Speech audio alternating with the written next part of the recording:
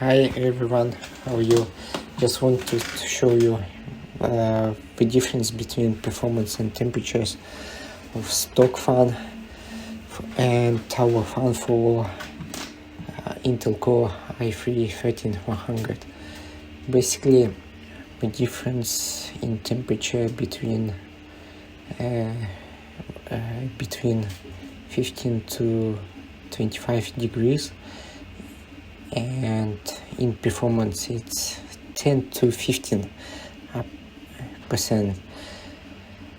The cost of a tower fan is about 10 to 15 US dollars,